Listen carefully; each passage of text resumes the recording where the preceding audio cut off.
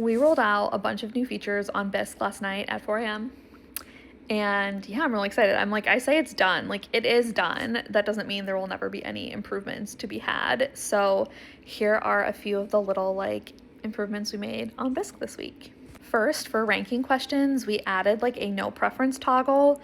So this is like you're asking people to rank something.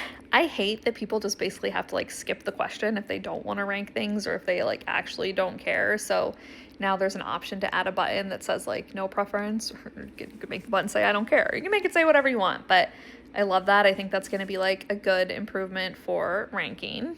And we also officially rolled out repeatable surveys. So this is like if you want to track the same people over time, you can use the same survey link. It will track like what submission number they're on, and in the results tab, you can actually like view the data by like time point, like everyone's first survey, everyone's second survey, everyone's third survey, or you can view it by person who's taking it and like see their changes over time. I think that's really exciting. That's something that like you can kind of like hack and get around like generally in the platform, but I decided to just make it a feature. It's like embedded in the UI really well. It's really clean, and I think that's exciting. A lot of people have asked for it, and I'm like, you can do it, right? But like, let's just make it easier to do. We also made some like UI improvements to check all that apply in multiple choice questions.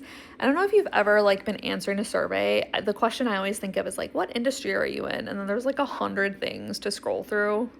Like, I hate it. So what we do in Bisque now is we have like gates. So like if you have 5 responses, they show up in a row. If you have 6, then they show up in like a 3x3. If you have 7, it's like a 4x3. So we just like have improved the UI for that. Once you get to 11 options, you go into a scrollable box. And what I like about the scrollable box is that 1, there's a search function at the top, so you could just like search to find the answer you want, which I think is cool. But also the checkboxes like scroll with you. So I don't know if you've ever taken a survey with like a scrollable box where it's like check as many as you want, but to check multiple, you have to like hold down Control and Shift and this other thing. It's really confusing. I don't like how other platforms do that, so we just have like the little checkbox in the scrolly box, but that sounded really technically accurate. And it also allows you to do text entry, so even if you're in the scroll box and you click other, it gives you a box to type in what the other is, so that's really exciting.